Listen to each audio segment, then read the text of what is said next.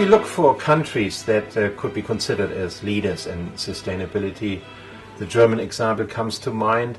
Not because I'm biased and as a German, but I've been part of the environmental movement for quite some time, and as you will know, the environmental movement in Germany has been well organized for a long time, including the Green Party, but not just the Green Party. So this would explain a number of developments that other countries within Europe and outside Europe took note of. I could mention, for example, even the precautionary principle, the oldest principle we know in environmental policy and law, mainly to prevent any damage from occurring and take a precautionary approach. That's a German invention called Vorsorgegebot. That means the requirement of forecare. It's just a beautiful image that one has. It's a bit like in Germany we would visualize the situation of a squirrel facing winter time and therefore gathering all the food in order to survive the harshness of winter. So you have an oversupply of amenities, of things you need, even you may never need them. So rather than, you take care, rather than trying to repair a damage, which almost by definition is impossible when it comes to environmental degradation. It's a living system we are talking about. The same with the individual human being. You need to take a precautionary measure if you're wise about your health care, rather than waiting till something gets broke. So this is one example, but in more recent times, in the context of sustainability, there has been the ecological tax reform that I've mentioned, and another more recent example is the Renewable Energy Act of 2002. The way this act works is that it gives substantial subsidies to anyone, house owner or others, who would shift from non-renewable energy resources to renewable, either wind or solar. So if you want to install photovoltaic systems in your house and a wind generator and so forth, you would have those subsidies. But the beauty of it that any electricity generated by these means can be sold back over the grid to the power companies, and the power companies have a legal obligation to buy it back, and not only buying it back per se, but at an above market rate. So power, a quite uneconomical way to think, when you think about it, that companies are forced to invest into something that is not economically feasible from their point of view. So they're required to pay an extra for electricity that's produced through renewables. And this has led to an almost energy revolution. Year by year, the German government has to revise its targets on shifting to up to 40-50% of renewable energy by the year 2020. So year by year there's some kind of revision taking place, usually meaning we can be even more ambitious. And the reason is this is very attractive for consumers economically, and also emotionally and aesthetically, culturally. You see this kind of changes around Germans a lot. If you build a new house and you're still sort of caught out by, you're still the public grid, and there's always a question that comes up very quickly: how do you, supply power for your house? So this shift is definitely occurring, and related to this are some local statutes in a number of German townships: Freiburg, Gießen, Marburg, smaller ones, not necessarily big cities, but local authorities there have adopted local statutes that would make it even compulsory for anyone building a new house to provide electricity from renewables. So this is really taking off and has been copied, or is beginning to be copied in other countries throughout Europe. You could always say, the uptake is not good enough because there should be higher subsidies, or the price should be even higher that you can sell your clean energy for. But it's definitely a good start. And the real problems with sustainability, or making the transitions from unsustainable to sustainable development, they would have to do with the nature of governance, really, in states, among local communities and so forth. We are talking about political systems, government systems, that are not really ready for the transition, that are really geared for a different situation.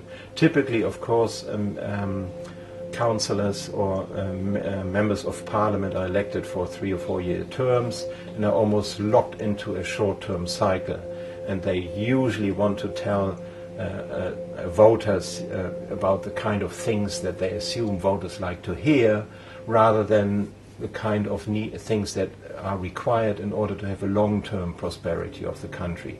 But there are, of course, those politicians, not just among Green parties, but there are those always. I personally think they can be in all parties. They can be in Conservative parties, Labour, and you name it.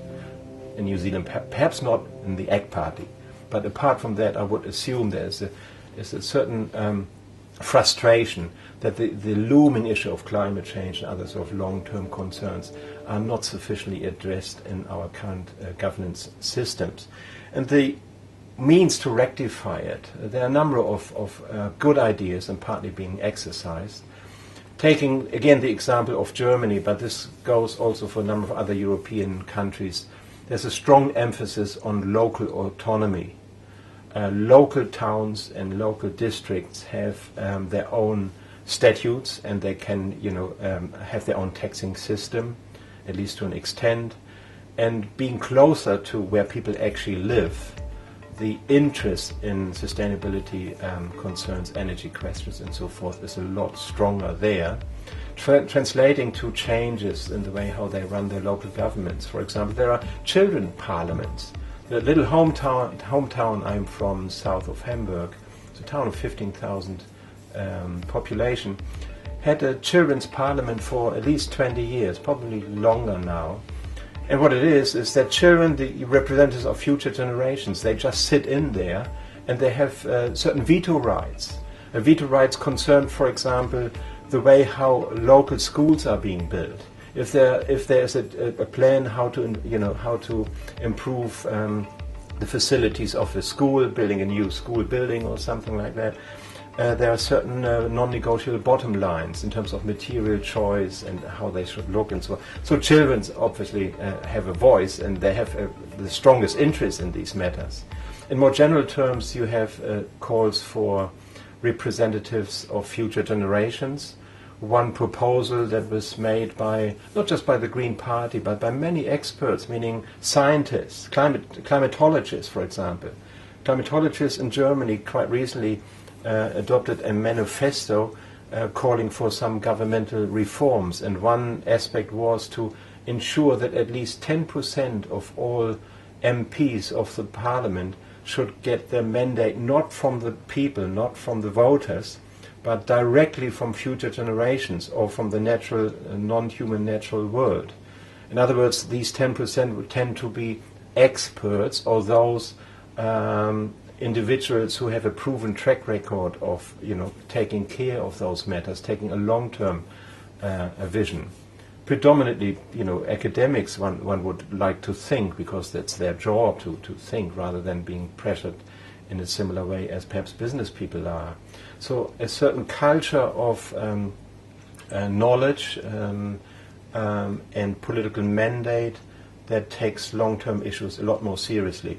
A long-standing proposal in a number of European countries has been the introduction of a so-called ecological council, where, similar to a parliament, and a whole body of people representing the interests of the future would give advice to the parliament. So ideas are abound. In fact, there's such a richness of ideas, it's almost bewildering when you contrast it with what the media are usually interested in, or what governments are interested in. We do not have, in other words, a really constructive debate on what sustainability commitments really require in terms of how we organize societies, how we shape our governments, and how parliaments should be shaped.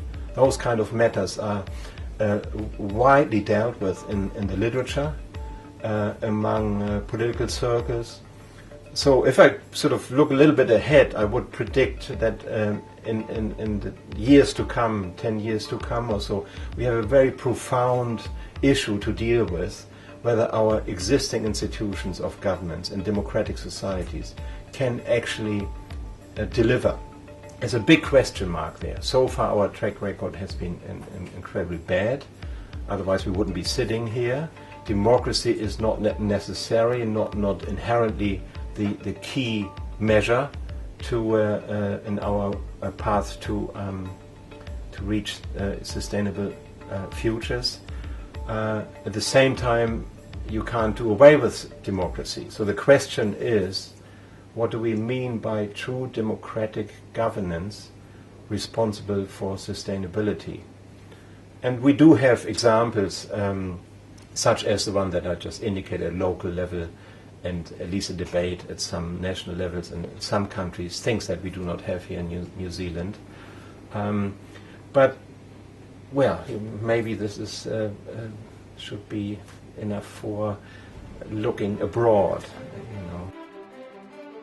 Start the debate and discussion now about economic alternatives. Stop accepting that the way we live now is something we cannot change, because we can.